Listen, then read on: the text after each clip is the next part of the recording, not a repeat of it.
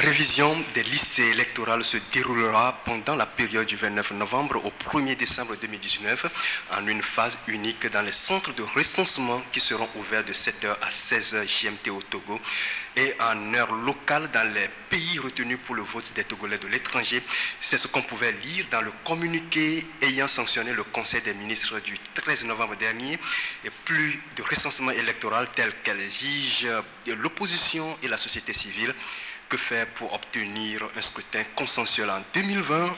Un acteur politique nous accompagne dans ce nouveau numéro de l'autre journal. Il s'agit de l'universitaire juriste président national du PSR, Parti socialiste pour le renouveau, que j'ai nommé professeur Kwame Olu. Professeur, bonjour. Bonjour. Et merci d'avoir répondu à notre invitation. C'est moi qui vous remercie. Oui. Et si vous le permettez, oui, c'est le pacte socialiste pour le renouveau. Autant pour moi, le pacte socialiste pour le renouveau. Le secrétaire national. Le secrétaire national, oui. Président. Voilà. Donc, vous êtes universitaire, juriste et secrétaire national du PSR, Pacte socialiste pour le renouveau. C'est bien ça. C'est bien ça. Oui. Merci Isidore, merci d'être là. Merci Claver. Oui, je rappelle que vous êtes Isidore Kouanou, rédacteur en chef du journal Alternative. Merci d'être là une fois. Et bonjour à tous, bonjour à toutes et très heureux de vous retrouver pour une nouvelle aventure de l'actualité. Bienvenue à tous et c'est parti pour l'autre journal de ce numéro. Professeur, une fois encore, bonjour. Bonjour. Oui, on vous donne l'opportunité de saluer les internautes. Effectivement. Oui. Et bonjour aux internautes. Et j'exprime vraiment le plaisir d'être ici. Oui. Et je crois que c'est la première fois. Et je vous remercie aussi de m'avoir invité. Voilà. On vous connaît plus sur le terrain politique, mais aussi également sur le terrain universitaire. Le 9 décembre 1989, il y a la chute du mur de Berlin. 30 ans après, est-ce que vous avez l'impression que les pays africains, dont le Togo, sont ancrés effectivement dans la démocratie et dans la bonne gouvernance économique pour le développement de leur pays? Vous savez, si je prends l'exemple de mon pays, le Togo, et franchement, nous devons dire sans réserve que la démocratie telle qu'on l'entend, et nous n'avons pas pu l'obtenir jusqu'à présent. De sorte que le Togo se bat, le peuple togolais se bat pour l'obtenir. Nous n'allons pas désespérer, c'est vrai, mais 30 ans après, il faut dire que les résultats ne sont pas au rendez-vous. Mais il faut noter que la démocratie dans un pays ne peut s'octroyer de l'extérieur. Et cette démocratie également, ce n'est pas l'étranger qui doit créer les conditions démocratiques dans notre pays. Il faudrait que nos dirigeants croient sincèrement aux vertus donc, de la démocratie, aux valeurs démocratiques, et que l'on puisse insuffler sérieusement également cette croyance à l'ensemble de la population. Parce que la démocratie, ce ne sont pas des mots, ce sont aussi des valeurs, de réelles valeurs. Et lorsqu'on y croit et qu'on met en œuvre ces valeurs, je suis persuadé qu'on change totalement et je crois le fonctionnement d'un État et le développement également du pays. Et j'entends parfois les gens dire que peut-être que la démocratie n'est pas un modèle adapté pour nos pays.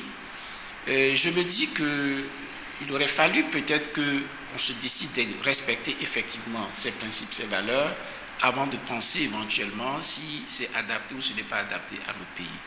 Et il faudrait que nous puissions y croire, que les dirigeants en fassent véritablement un mode de vie, en quelque sorte. Et je crois que les choses évolueront. Mais il n'y a pas lieu de désespérer. Je suis persuadé que les choses se feront et progressivement. Oui, justement, 30 ans après, les pays africains dans le Togo sont toujours à la traîne. Et la solution qu'on trouve, c'est la privatisation des sociétés d'État. Le confrère Isidore a une question justement sur cet aspect.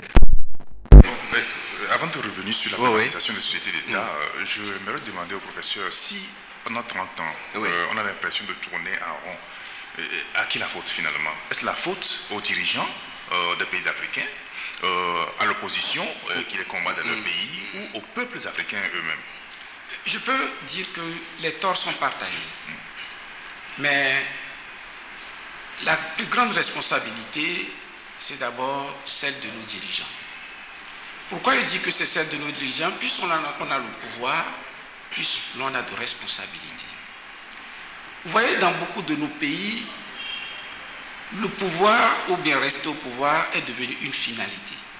Dès lors que le dirigeant fait de la conservation du pouvoir une finalité, il est difficile qu'on puisse créer les conditions d'une réelle démocratie.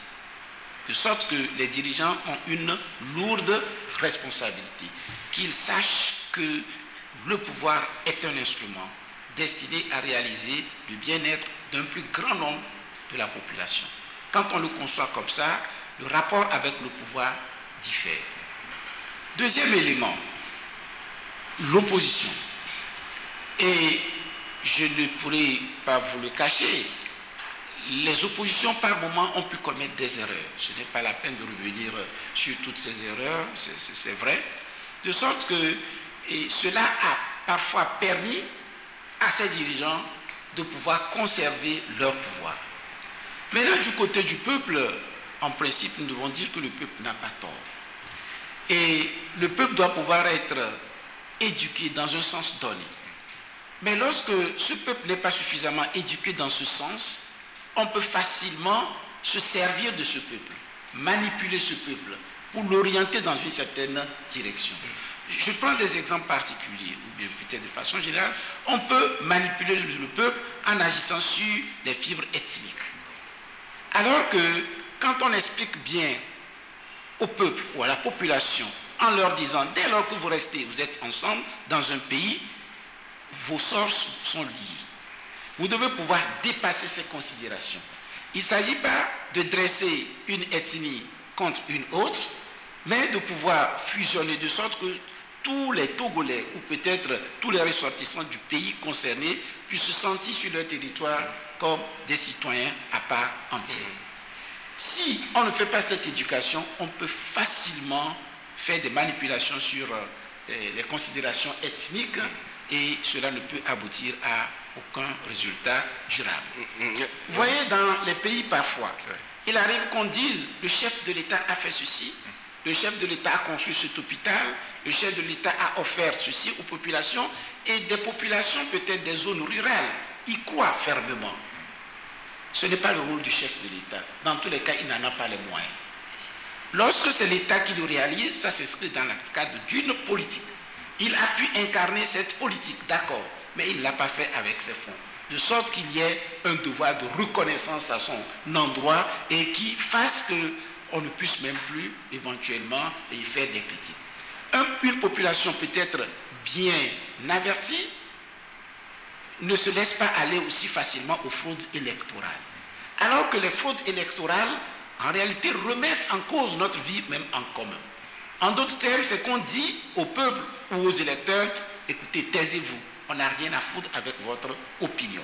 Nous pouvons conserver le pouvoir sans passer par les urnes. Donc, un peuple bien éduqué, bien averti, et difficilement on peut parvenir à ces manipulations.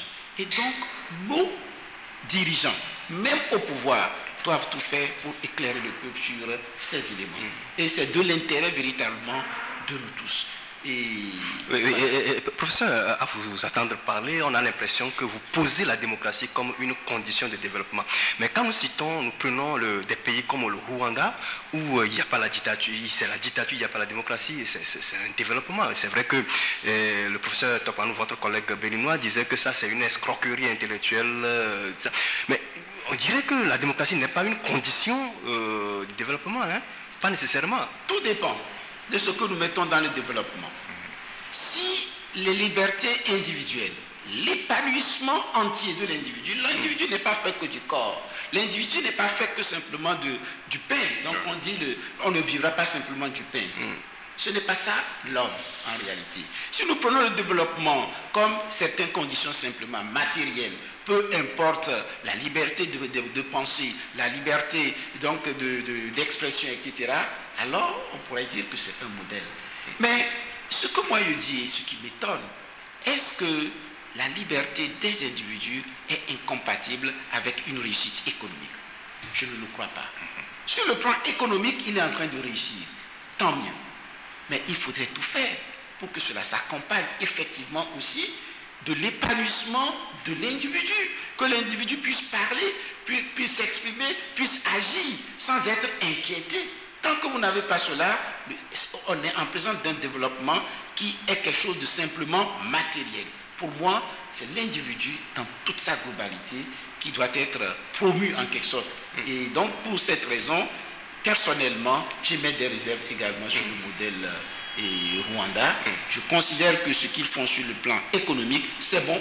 Nous pourrons tirer donc des leçons de ce qu'ils font, mais sur le plan humain, de façon globale, en ce qui concerne les libertés, il y a mieux à faire. Et je considère que les deux ne sont pas incompatibles. Et si les Rwandais ou le président rwandais peut écouter ce que je suis, oui, s'il peut écouter ce que je dis, et que du point de vue des libertés, il parvient également à mieux faire, je crois qu'il sera véritablement un modèle.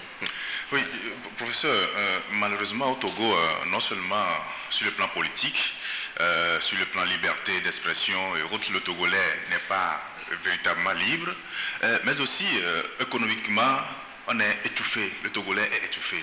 Il y a quelques jours, on nous annonce la privatisation de la société Togocom, alors qu'en réalité, les chiffres d'affaires que fait cette société ne démontrent pas une situation pour qu'on en arrive à cette privatisation. Mais de vous, selon vos informations, qu'est-ce que cela vous inspire en tant que leader d'opinion? Vous savez, en général, vous les journalistes, vous êtes mieux informés que nous. Donc il n'est pas certain que je puisse vous apporter de nouveaux éléments.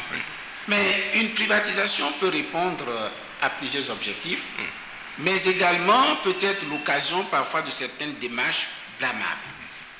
Je dis répondre à certains objectifs, peut-être renflouer les caisses de l'État. La privatisation peut permettre parfois une meilleure gestion, parce qu'on se rend compte que les choses sont mal gérées. D'accord. Mais cette privatisation aussi peut être l'occasion pour certains, en réalité, de se partager ce qui appartient à l'État. Et peut-être à des prix ou bien à moindre coût, de sorte à s'enrichir.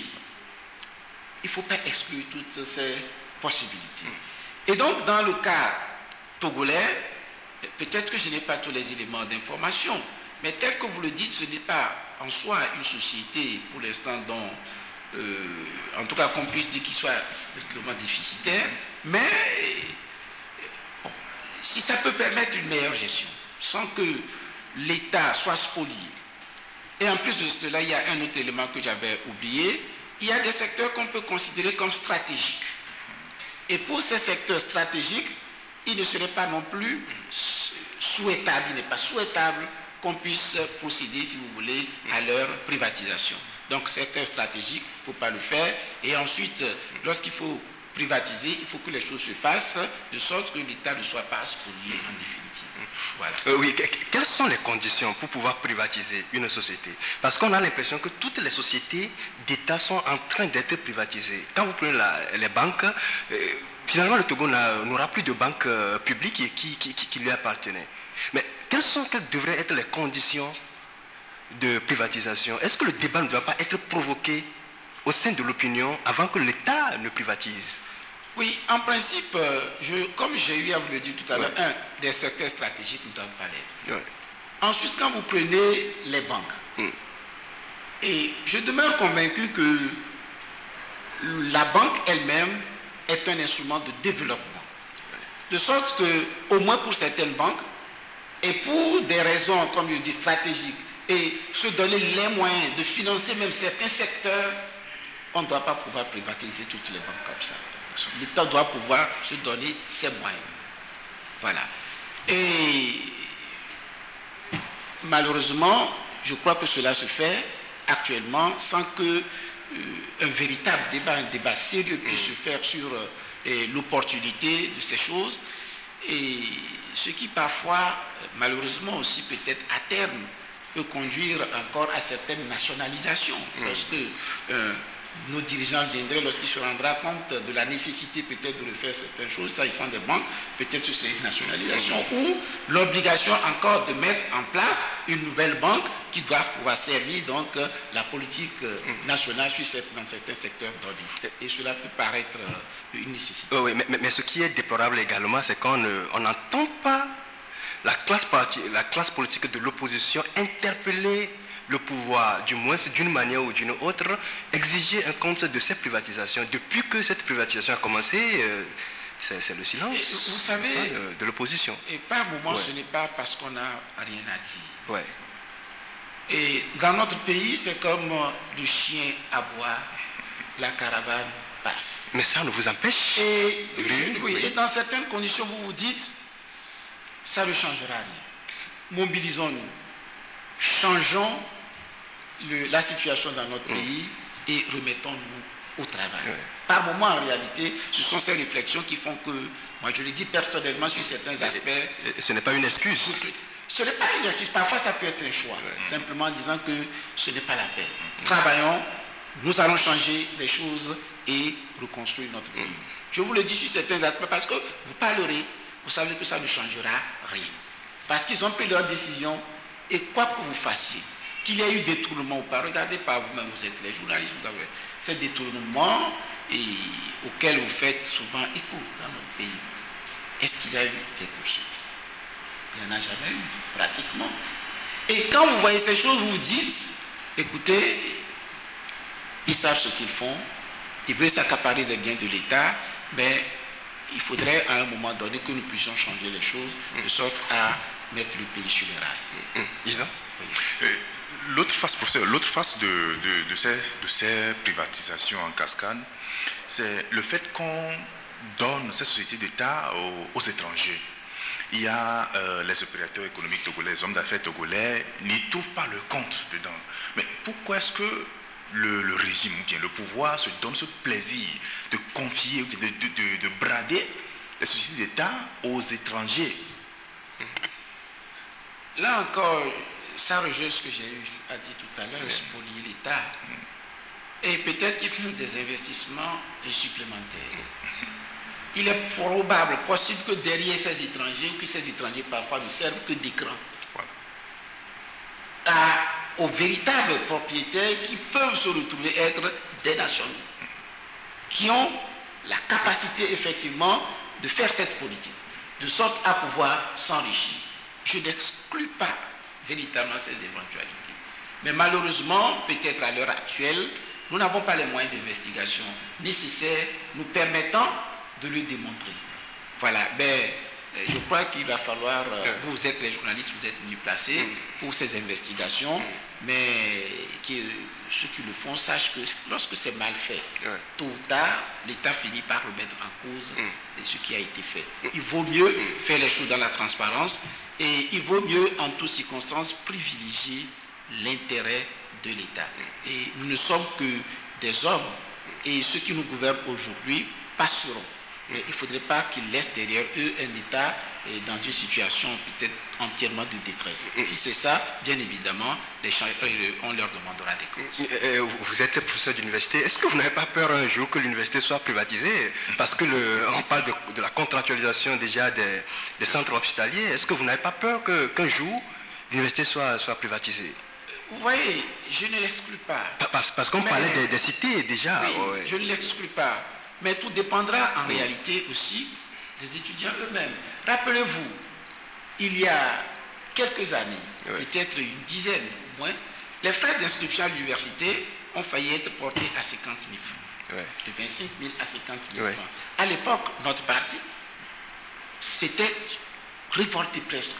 Puisque j'ai eu à faire des conférences de presse en expliquant que le sac de maïs, à l'époque, coûtait 5 000 francs dans certaines fermes.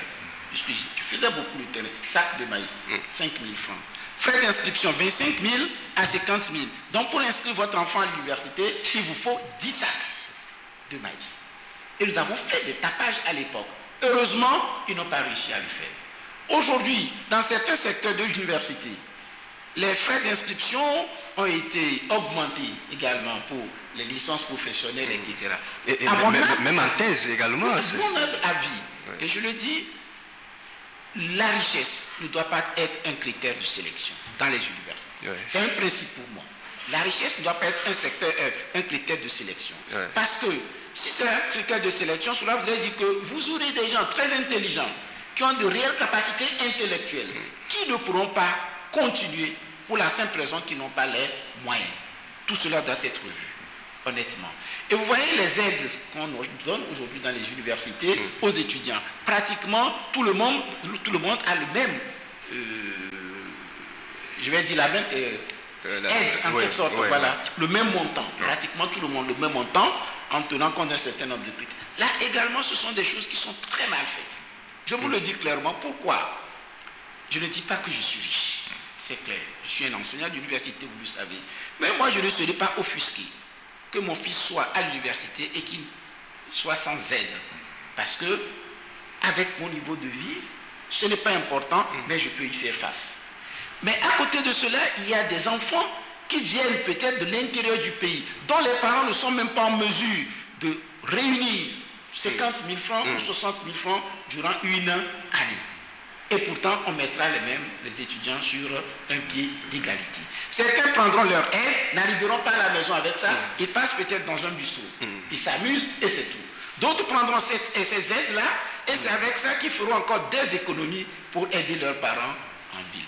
Cela voudrait dire que les choses sont faites de la manière, disons, un peu au hasard et très mal fait. De sorte que, vous savez, aujourd'hui, nous sommes à l'ère informatique. Il faut commencer les choses progressivement et sortir de l'informel. En ce sens que les enfants inscrits, même dès le cours primaire, on vous connaît. Que fait ton père? Que fait ta mère?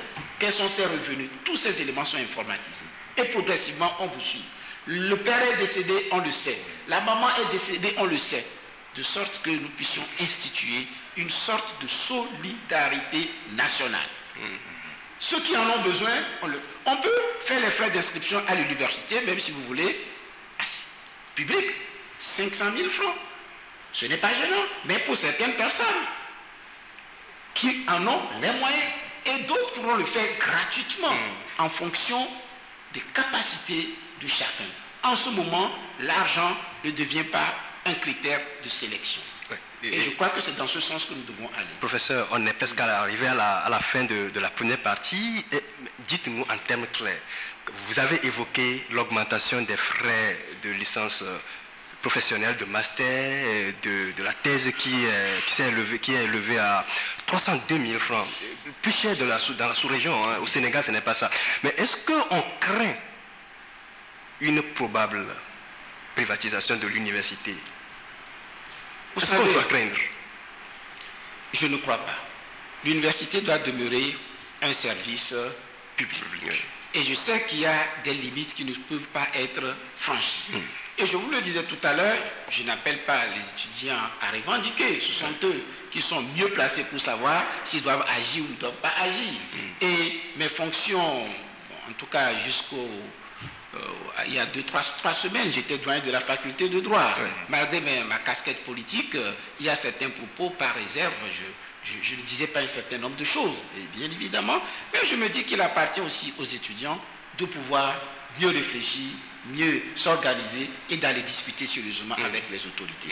Parce que, je le répète encore, l'argent ne doit pas être un critère de sélection dans les universités. Si vous permettez, j'ajoute. Les gens nous disent ceci, parce que j'ai eu ce débat même avec des collègues au niveau de l'université. Certains vous disent, mais même dans les écoles privées, les gens payent 500 000 francs. Les gens payent 1 million. À l'école secondaire, ce n'est même pas à l'université. Et si l'université, on dit 500 000 ou on dit 400 000, 300 000, où est le problème? Je leur ai dit, c'est parce qu'à côté des écoles privées, à côté plutôt dans les écoles secondaires, à côté des écoles publiques, il y a des écoles privées. Ceux qui veulent aller dans les écoles privées pour payer 500 000 francs parce qu'ils en ont les moyens, ils n'ont qu'à le faire. Mais il y a également l'école publique. Chez nous, notre université est une université publique. Donc, augmenter de façon considérable les frais d'inscription à l'université publique, c'est qu'on cesse de faire de l'université publique un service public. Il faut que ça cesse. Il faut que ça cesse. Voilà, donc si vous voulez, on ne peut pas dire que parce qu'on le fait dans les écoles secondaires donc privé, qu'il faudrait le faire aussi à l'université. L'université publique est un service public. Merci professeur, on va rester, on va continuer avec la deuxième partie, mais on va marquer une pause, le temps de respirer un peu, et puis on reviendra et on va parler maintenant politique avec votre expérience au sein de la C14. Je l'ai dit que le PSR est toujours au rendez-vous de tous les regroupements politiques de l'opposition. On va en parler tout à l'heure, pourquoi vous avez claqué la porte de la C14. Chers internautes, la réponse dans la deuxième partie de cette émission.